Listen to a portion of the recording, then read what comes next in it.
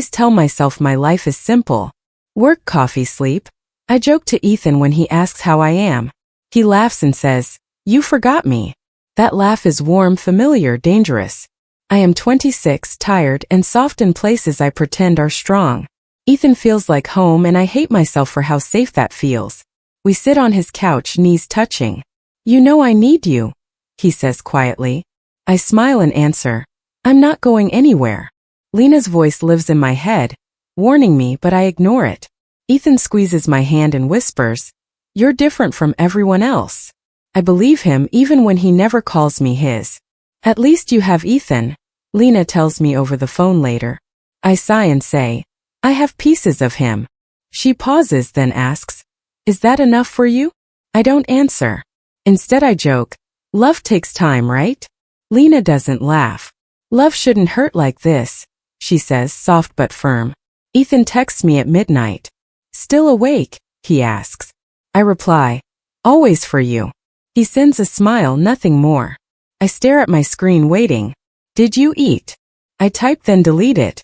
I tell myself patience is love. I tell myself almost is better than nothing. The next day we walk through the city. "We look like a couple," I tease. Ethan shrugs and says, "We don't need labels." My chest tightens, but I nod. "You're right," I lie. He smiles again and I swallow my needs. Being chosen feels closer than being alone. "Do you ever miss me?" I ask Ethan softly as we stop walking. He looks surprised. "I see you all the time," he says. I laugh nervously. "That's not what I mean." He checks his phone and replies, "You think too much." I nod, pretending that doesn't hurt. I watch his silence stretch between us like something I caused myself. Later Ethan calls. "Did I upset you?" he asks. I answer, "No, I'm fine," too fast. He sighs. "You know I care about you." My heart jumps. "Then what are we?" I ask. Silence follows. He finally says, "Why ruin something good?" I agree, even while breaking. I tell myself love is quiet, patient, and always waiting for him alone. Lena texts me, "Are you okay?" I type, "Just tired." She replies, "You deserve more." I stare at the words. "He just needs time," I answer. She sends a broken heart emoji and nothing else. Her silence feels louder than any argument we have ever had. I drop my phone, whispering excuses I learned to believe about him again tonight. I lie in bed replaying Ethan's voice. "You're important to me," he once said. I held on to that line for months. I never asked what important meant. I filled the silence with hope. Wanting less felt easier than asking for more from him. Loving him quietly felt safer than risking the truth of how alone I really was inside then. That night I whispered to the dark, "One day he'll choose me." I imagine Ethan saying, "It was always you." The hope hurts, but it keeps me warm. I turn my phone face down and smile sadly. If I stay long enough, he will see me. I met Sophia on a Friday night. Ethan smiled and said, "That's Sophia. Don't worry about her." I laughed too fast and replied, "Why would I?" She hugged him like she belonged there. "I've heard so much about you," she said to me. "All good things," I answered. My voice sounded calm. Inside I compared everything. Her confidence. Her ease. Her smile. I told myself I wasn't threatened. I told myself I was secure. We sat at a table with friends. Sophia talked about travel. Ethan leaned closer to her. "You're hilarious," he said. I joked, "Guess I'm boring now." He laughed. "Don't start." I smiled again. Mark looked at me and asked, "You and Ethan together long?" I answered quickly, "We're close." Mark nodded slowly. "He's complicated," he said. "Always has been." I defended Ethan without thinking. "He's just misunderstood," I said. Sophia raised her glass. "To honesty," she said. Ethan hesitated, then smiled. My chest tightened. "You okay?" Lena texted. I typed, "Yeah, just tired." Ethan checked his phone and turned away. I watched his face soften at a message I couldn't see. "Everything good?" I asked. He said, "Work stuff." I nodded, trusting him like breathing. Later, Mark stood beside me. "Ethan disappears sometimes," he said casually. I laughed. "He's bad with his phone." Mark studied me. "You deserve clarity," he replied. I shrugged. I don't need labels. I repeated Ethan's words like armor. Mark sighed and walked away. I hated how his doubt followed me. Sophia touched Ethan's arm. Remember Paris? She asked. He smiled wider than before. Yeah, he said softly. I asked, You went to Paris? He replied, A while ago. That was all. Silence filled the space between us. I told myself not to overthink. Trust meant swallowing questions. Love meant patience. Ethan missed my call later. I texted. Everything okay? No reply. Minutes stretched. Sophia laughed across the room. Ethan returned, smiling at his phone again. Who was that? I asked lightly. He said, Nobody. I believed him because I wanted to. I went to the hallway for air. Ethan's voice carried through the door. I told you not tonight, he whispered. Pause. She's here. My stomach dropped. I can't keep doing this, he said. Silence followed. I stepped back before he saw me. My hands shook. My faith cracked quietly, and nothing felt safe anymore. I walked into the party looking for him. Ethan. I called, my voice light, hoping he'd appear like he always did. A laugh floated through the crowd, too familiar. I froze. There they were, him and Sophia pressed close, lips moving together. My chest tightened and I couldn't breathe. What the? I whispered to no one. My hands trembled. I wanted to run, but my feet rooted to the floor. Someone bumped me.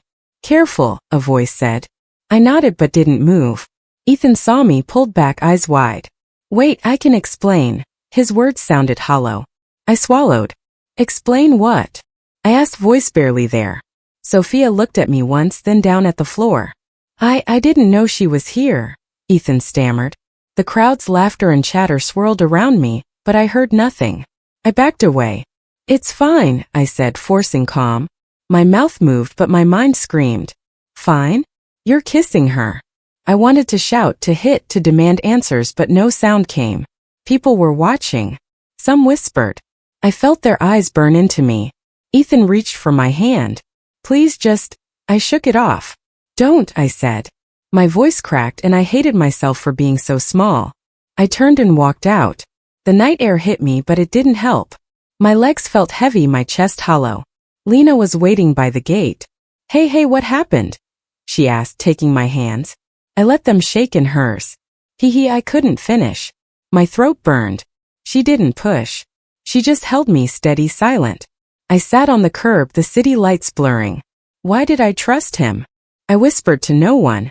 I remembered every laugh, every late-night conversation, every promise he never made but let me believe. The betrayal pulsed through me like fire and ice. I loved him. I whispered, voice trembling. I loved him alone. Lena rubbed my back. It's not your fault, she said gently, but I knew it felt like mine. Every hope, every dream I had about us, gone. The numbness crept deeper, settling into my bones. I replayed the kiss over and over, my stomach twisting with humiliation and disbelief. How could I be so blind? I asked myself quietly. I got up eventually, letting Lena guide me home. The world felt sharper, colder, unfair. And for the first time I let myself cry. Not loudly, not dramatically, just quietly in the dark of my room. My trust, once effortless, was gone. I felt hollow, shattered in ways words couldn't touch. Hours later, I lay on my bed, staring at the ceiling. I traced our memories in my mind. He was never mine, I said to the darkness. My heart ached, heavy and alone. I loved him, I repeated. I loved him alone. I closed my eyes and let the tears fall, letting the quiet grief take over. The world felt empty and I felt nothing but loss. Every laugh, every tender moment, every stolen glance replayed painfully. I realized then fully that my love had been one-sided. And maybe in that moment it was better to feel everything than to keep pretending. My phone buzzed with a message from Ethan. Can we talk? I stared at it, hands trembling. I didn't respond. I couldn't. I had loved him, believed in him, and now I had nothing but the echo of what could have been. Alone. Completely alone. I stopped answering my phone the day after the party. Ethan texted, "Please talk to me." I turned the screen face down and said out loud, "No." My room became my whole world. Lena knocked once and asked, Can I come in? I answered, not today. Silence felt safer than voices. Ethan kept sending messages. I messed up. I never meant to hurt you. I miss you. Each line felt heavy with guilt, not love. I typed replies then erased them. What did I expect? I whispered. My chest hurt like it was folding inward. At night, memories attacked me. Remember our future plans? Ethan once said. I heard my own voice answering. I believe you. I remembered laughing in the dark, sharing dreams that never belonged to me. Why did I believe so easily? I asked the ceiling. It never answered. Lena called again. You don't have to disappear, she said. I replied. I don't know how to exist right now. She paused. I'm here whenever you're ready. I cried after hanging up, angry at myself for needing her so much. My first therapy session felt like a confession. I feel stupid, I told Dr. Harris. She asked gently, why? I said, because I stayed. She nodded. What were you afraid of losing? I swallowed. Him. She leaned forward. Or being alone. The question broke something open inside me. I blame myself, I admitted. I should have seen it. Dr. Harris said, you trusted. That isn't a flaw. I laughed bitterly. It feels like one. She asked, what did loving him cost you? I answered, everything I didn't ask for. Ethan sent one last message. Can we fix this? I stared at it, shaking. I still want you, my heart whispered. He already chose, my mind replied. I didn't respond. The silence hurt, but it also held me together. I lay on my bed and said quietly, I miss him. Saying it out loud made it real. I miss the idea of him. I corrected myself. My reflection looked smaller, tired, unfamiliar. Am I not enough? I asked. No answer came. I sat with my phone in my hands and argued with myself. Text him, one voice said. Protect yourself, another answered. I opened his apology again. I was scared, he wrote. I laughed and said, so was I. I imagined replying, you broke me, then deleting it. I imagined forgiving him, then felt sick. Why do I still care? I asked the room. The room stayed quiet. My breathing felt shallow. I gave you everything, I whispered, pretending he could hear me. I waited for relief that never came. I felt angry for missing him and ashamed for wanting comfort from the person who hurt me. You didn't fight for me, I said aloud. The truth landed hard. I curled inward, exhausted from loving someone who never chose me. I told myself tomorrow would feel different, but tonight stretched endlessly, heavy with regret, unanswered questions, and the slow realization that hope could hurt worse than loss. I whispered goodbye without sending it, without closure, without strength yet. Dr. Harris's words echoed. Patterns feel safe, even when they hurt. I closed my eyes. I finally understood the truth I avoided for years. I trained myself to accept almost love. I walked into the party looking for him. Ethan. I called, my voice light, hoping he'd appear like he always did. A laugh floated through the crowd, too familiar. I froze. There they were, him and Sophia pressed close, lips moving together. My chest tightened and I couldn't breathe. What the? I whispered to no one. My hands trembled. I wanted to run, but my feet rooted to the floor. Someone bumped me. Careful, a voice said. I nodded but didn't move. Ethan saw me, pulled back, eyes wide. Wait, I can explain. His words sounded hollow. I swallowed. Explain what? I asked, voice barely there. Sophia looked at me once, then down at the floor. I didn't know she was here, Ethan stammered. The crowd's laughter and chatter swirled around me, but I heard nothing. I backed away. It's fine, I said, forcing calm. My mouth moved, but my mind screamed. Fine? You're kissing her. I wanted to shout, to hit, to demand answers, but no sound came. People were watching. Some whispered. I felt their eyes burn into me. Ethan reached for my hand. Please just... I shook it off. Don't, I said. My voice cracked and I hated myself for being so small. I turned and walked out. The night air hit me, but it didn't help. My legs felt heavy, my chest hollow. Lena was waiting by the gate. Hey, what happened? She asked, taking my hands. I let them shake in hers. I couldn't finish. My throat burned. She didn't push. She just held me steady, silent. I sat on the curb, the city lights blurring. Why did I trust him? I whispered to no one. I remembered every laugh, every late-night conversation, every promise he never made but let me believe. The betrayal pulsed through me like fire and ice. I loved him. I whispered, voice trembling. I loved him alone. Lena rubbed my back. It's not your fault, she said gently. But I knew it felt like mine. Every hope, every dream I had about us, gone. The numbness crept deeper, settling into my bones. I replayed the kiss over and over, my stomach twisting with humiliation and disbelief. How could I be so blind? I asked myself quietly. I got up eventually, letting Lena guide me home. The world felt sharper, colder, unfair. And for the first time I let myself cry. Not loudly, not dramatically, just quietly in the dark of my room. My trust, once effortless, was gone. I felt hollow, shattered in ways words couldn't touch. Hours later I lay on my bed staring at the ceiling. I traced our memories in my mind. He was never mine, I said to the darkness. My heart ached, heavy and alone. I loved him, I repeated. I loved him alone. I closed my eyes and let the tears fall, letting the quiet grief take over. The world felt empty and I felt nothing but loss.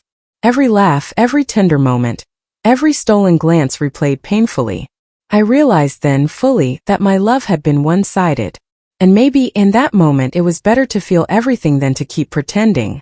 My phone buzzed with a message from Ethan. Can we talk? I stared at it, hands trembling. I didn't respond. I couldn't. I had loved him, believed in him, and now I had nothing but the echo of what could have been. Alone. Completely alone. I started small. Coffee. I asked myself every morning, trying to make the simplest things feel like progress. Exercise, journal, work. I whispered aloud, listing routines like a mantra.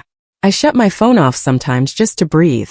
Boundaries first, I told myself, repeating it until it felt real. Noah appeared on my third day back at work. Mind if I join you? He asked quietly, calm and easy. Sure, I said, surprised at how relaxed I felt around him. I just like to listen, he added. I nodded, realizing no judgment hung in the air, no pressure. I haven't had that in a long time, I admitted. He smiled gently. Sometimes that's all anyone needs. Ethan's name came up once in conversation with Mark. He's struggling, Mark said carefully. Sophia's avoiding him now. His friends are distancing themselves. I kept my face neutral. I see, I murmured. Inside, part of me ached, but I didn't let it show. The news made me sad but detached, a quiet satisfaction settling in my chest. Do you think about him? Noah asked one morning as we walked to a meeting. I hesitated. Sometimes, I admitted. But it doesn't hurt like it used to. He nodded, listening, letting the words hang without trying to fix them. That's what made him different. I realized I was slowly rebuilding my trust, not in anyone else, just in myself. Dr. Harris asked the same question in our session. Why do you let yourself stay in patterns that hurt you? I paused. Because I thought almost love was better than nothing, I admitted. I want something real now, I added firmly. She smiled. Then notice when it begins. At work, Noah and I began sharing small conversations. Favorite books, weekend plans, frustrations about clients. You have a way of seeing people, he said one day. I laughed softly. I've had practice, I replied, thinking of Ethan. I realized I liked how aware he was, how calm, how steady. No drama, no chaos. Mark texted later. Ethan's losing it. Can't handle it. I didn't respond. I didn't need to. Watching him from a distance felt enough. My world was shifting quietly, subtly. I was becoming someone untouchable. Someone who didn't wait for anyone's permission to exist fully. That night I sat on my balcony, notebook in hand. I like this version of me, I whispered.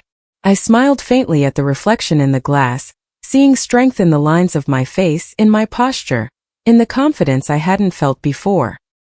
He can't reach me anymore, I said softly. My phone buzzed while I was finishing my notes. Ethan, I whispered aloud, already feeling my chest tighten. I opened the message. I messed up at work. I don't know what to do. My fingers hovered. I didn't reply. Lena's voice rang in my head. Compassion isn't betrayal. I repeated it like a mantra. I can't, I murmured. Not this time. I put the phone down and breathed slowly, trying to calm the sudden surge of guilt that rose in my stomach. Noah peeked at my desk. Everything okay? He asked. I shrugged. Just old ghosts. He nodded, sitting beside me. I've been there too, he said quietly. Someone I trusted completely betrayed me. Took me months to understand it wasn't my fault. I stared at him, surprised by how open he was. You're brave for saying that, I admitted. He shrugged again, calm and steady. It helps to talk. Or just sit. You don't have to fix it. Later, Mark texted. Sophia's moved on. Ethan's friends are drifting away. He's alone. I stared at the screen. No relief, no glee, just a strange sense of quiet closure. So karma is subtle, I whispered. My chest felt lighter, though the edges of old wounds still throbbed. Dr. Harris called that evening. Feeling tempted to reach out? She asked. I exhaled. Yes, I admitted. I want to check if he's okay. I know it's wrong. She was patient. Compassion doesn't mean you betray yourself. Caring doesn't mean answering. I nodded, tears pricking. Her voice grounded me. You're seeing clearly now, she said. I wanted to believe it. The next day, Noah and I walked through the park. I never told anyone, he said, tossing a pebble on the path. How my ex lied, manipulated, made me doubt myself completely. It hurt more than anything I've known. I listened, silent. I understand, I said. Not because I've forgotten Ethan, but because I've lived it too. That helpless feeling. It's the worst.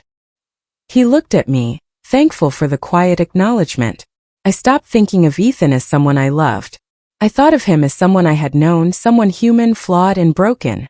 I don't want him back, I whispered aloud. I don't want him to touch my peace again. At night I checked my phone one last time. No new messages from him. I didn't feel the old pull, the ache for his attention.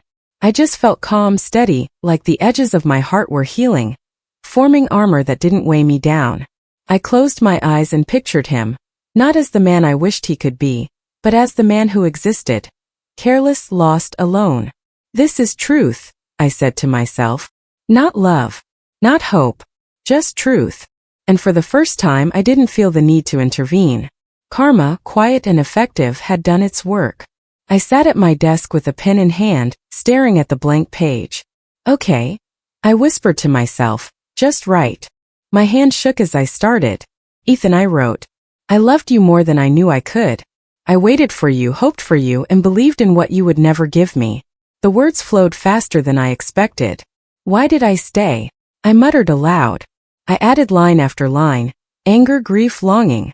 I forgave your mistakes, excused your lies, and swallowed my own voice to make room for you. I paused, rereading. My chest ached. It's all true, I whispered. Lena knocked softly. Can I come in? She asked. I nodded, moving the letter aside. Just read this, I said, handing it to her. She took it gently. You wrote all this for you, she said quietly, eyes soft. I nodded. I think so. It's everything I needed to say. But he doesn't need to hear it. I watched her read, noticing how carefully she turned each page. You've come so far, she said when she finished. You're seeing yourself clearly now. I swallowed. It hurts, but it feels right. I picked up the letter again. I forgive myself for loving you too much, for staying too long, for believing in almost love. I wrote until my hand cramped. I didn't stop for neatness or style, just truth. I'm letting go now. Not because you deserved it, but because I deserve me. Outside, the wind rattled the window, and I imagined carrying this letter around in my chest. It can't stay, I whispered. I crumpled it and lit a match. Flames licked the paper, curling the edges. I held it until it was ashes. Smoke filled the room, but I felt lighter. Lena stayed close, holding my hand as the last sparks died. You're free, she said. I nodded. I think I am. My eyes stung, but they weren't tears of weakness. They were of release. I sat back in my chair, watching the ashes. Forgiveness isn't for him, I whispered. It's for me. I smiled faintly, tasting freedom for the first time in months. I survived my own love for him. I put the pen down and exhaled deeply. The letter was gone, and so was the weight it carried. I didn't need it anymore. Lena squeezed my hand. "You're ready," she said. I nodded, feeling a strange calm steady in my chest. I closed my eyes and whispered to myself, "I forgive me. I choose me." The fire had taken the letter, but it hadn't taken me. I was still here, whole, broken, and alive. The knock on my door made my stomach twist. "Ethan," I said softly, already tense. He pushed it open without waiting for me to answer. "I need to talk to you," he said, voice raw. "About what?" I asked, my hands folded in my lap. "You," he said simply. "I've lost you. I didn't see what I had until it was gone." His eyes shimmered, almost pleading. "I was stupid. I didn't realize. I never realized how much you loved me." "I did," I said quietly. "And you never chose me." My voice was calm, steady, though my chest felt tight. "I know," he whispered, tears brimming. "But please give me another chance. I can change. I swear I can." I shook my head slowly. "Ethan, this isn't about changing. It's about seeing the truth. I loved you when I shouldn't have, and you didn't see it until it was too late." He stepped closer. "I can fix it. Just let me." "No," I said firmly. Kindly. Calmly. "But no." He froze. "I won't be the option you realize you need at the last second." His shoulders slumped. You're serious?" "I am," I said. "I've waited for you. I've hoped. I've forgiven. I'm done." My voice didn't waver. The old me flickered for a moment, the me who would have begged, but I crushed her silently. He sank onto the chair, burying his face in his hands. I had everything and I threw it away." His voice cracked, shaking with emotion. "And now, I'm alone. You were the only person who ever really loved me. I'm sorry it took losing me for you to realize that," I said softly. "But I'm not yours anymore. I'm mine." He looked up, tears streaking his face. I can't undo this. I can't get you back," he whispered. His voice was small, defeated. "No, you can't," I said. "And that's not your fault anymore. It's just the truth. I wish I could tell you I understand," he said, shaking his head. "But I feel it now. And it hurts like hell." "Yes," I said. "Feel it. Learn from it. But don't expect me to stay for the lesson." I rose slowly, meeting his gaze without anger, only clarity. "Goodbye, Ethan." He didn't move. I opened the door wider and stepped out. "I hope someday you really see someone the way I saw you. Fully. Honestly." He whispered, barely audible. "I do. I finally see." His shoulders shook as he cried, and I didn't. I felt nothing but peace.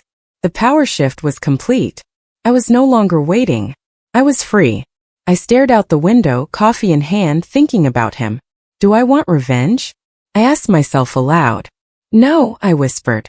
"Watching him lose me. That's enough." I smiled faintly, feeling the old anger settle into quiet understanding. Noah appeared in the doorway. "Thinking again?" he asked gently. I shrugged. "Just reflecting." He came closer and sat across from me. "You don't have to carry it all," he said softly. I shook my head. "I'm not. I just realized something. I don't need revenge to feel peace." He nodded. "That's huge. Most people want to fight back to prove something." I sipped my coffee. "I've proven everything already to myself. He won't touch my life again. I'm done waiting, done hoping." Noah leaned forward, calm, steady. "I know I'm not trying to fix you, but would you like to go out sometime?" His voice was soft, patient. I blinked. "Go out?" "Yes," he said, smiling faintly. "Dinner, a walk, something simple. No pressure. Just company if you want it." I hesitated, feeling the weight of the past and the lightness of choice. "Maybe," I said finally, letting the word hang between us. "I can try maybe." "Maybe is perfect," he said, smiling wider. "We can take it slow." I nodded. I like that. Slow. My chest felt light, my mind quieter than it had in months. I thought about the old me, the me who would have rushed, begged, or blamed.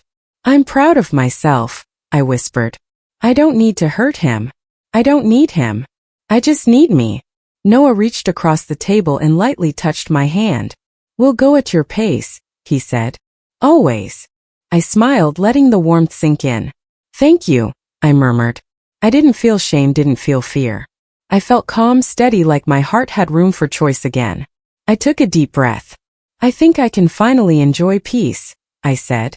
Noah nodded, quiet and understanding. You deserve it, he replied. I leaned back, looking out the window again, and whispered to myself, I do. I really do. No anger. No longing. Just stillness. Just freedom. Just me. I stood by the window, sunlight spilling across the floor, and I thought about her, the girl I used to be. Soft, hopeful, silent. I whispered, You did your best. I didn't want to be her anymore, but I honored her anyway. She taught me what love shouldn't feel like and what I deserved. Lena called, excitement in her voice. You seem different, she said. I laughed softly. I am. I feel whole actually. She cheered quietly, as if celebrating a victory I didn't even notice I'd achieved. Noah appeared at my door later. Hey, he said gently, holding a small plant. I thought this might make you smile. I smiled. It already does. He leaned casually against the frame. Slowly, right? We're taking our time. I nodded. Yes. I like that. I like knowing we can just be. We sat on the balcony drinking tea. I feel safe with you, I admitted. He smiled warmly. I want that. Safe. Mutual. Always. I realized I had never felt that with anyone else. Not with Ethan, not with anyone. I used to think love was waiting for someone to choose me. I whispered. Now I know it should feel easy, not full of doubt or pain. Noah reached over, brushing a strand of hair behind my ear. You've learned well, he said softly. Later, Lena visited, holding a slice of cake. We should celebrate, she said. I laughed. For what? She smiled knowingly. For surviving. For growing. For becoming someone unbreakable. I nodded, feeling a warmth spread in my chest. Yes, I said. That's exactly it. I looked at my reflection in the window. Stronger. Steadier. Clearer. I am enough, I whispered. I was enough then. I am enough now. Noah's hand found mine, gentle and unhurried. We're here, he said. And we'll move at the pace you want. I squeezed his hand. Thank you, I whispered. For patience. For presence. For understanding. The girl I was lingered in my mind for a moment, smiling softly, then faded into something quiet and proud. I breathed deeply, feeling my heart full, not from waiting, not from longing, but from the calm certainty of safety, love, and trust. I leaned back, eyes closed, and let the warmth fill me. Alone I was complete. With Noah I was hopeful. And I understood at last. I could be whole and open, strong and soft, careful and free. The girl I became was everything I needed to be. I saw him across the street before he saw me. My chest didn't tighten. My stomach didn't twist. I simply noticed. Ethan, looking smaller than I remembered, tired, worn. I stepped forward slowly. Ethan, I said softly. He looked up, eyes widening. Hey, he whispered, voice shaky. There was a pause, a quiet acknowledgement of everything we had shared and lost. I nodded once. Hi. We didn't hug. We didn't linger. You look good, he said finally, voice low. I smiled faintly. Thanks. You too. The words felt ordinary, comfortable. Nothing heavy. He stopped. I could see him struggling, wanting to say something that might undo the distance between us. I shook my head gently. It's okay. There's nothing to say. I've thought about you, he admitted. I nodded. I know. I've thought about it too. He looked down, embarrassed. I lost the only person who really cared. I felt a twinge of sympathy, but it wasn't longing. It was clarity. I hope you're happy, he said quietly. I really do. I am, I said. My voice was calm, steady. I'm at peace. He swallowed, trying to meet my gaze, but I looked past him instead. Not out of anger, not out of shame, but because my focus was on me now. I wish things were different, he murmured. I smiled faintly. Maybe they were never meant to be different. We lingered for a few more moments in silence, neither of us forcing conversation, neither of us needing it. It was strange to feel such calm after so much chaos. I realized how far I had come, how much I had grown. Take care of yourself, I said softly. Always. You too, he whispered. He looked at me one last time, then turned and walked away, fading into the crowd. I didn't feel the pull I had once felt. I didn't want to run after him. I didn't ache. I continued down the street, breathing slowly. The city moved around me, vibrant and alive. I felt the sunlight on my face and the steady beat of my heart. And in that moment I understood fully. I was never hard to love. I had simply been loving the wrong person. I walked on, shoulders straight, chest light, knowing that my love, my real whole worthy love, was saved for someone who would meet me fully. I smiled softly to myself, embracing the quiet joy of freedom and clarity. For the first time I wasn't almost anything to anyone. I was complete. I was enough.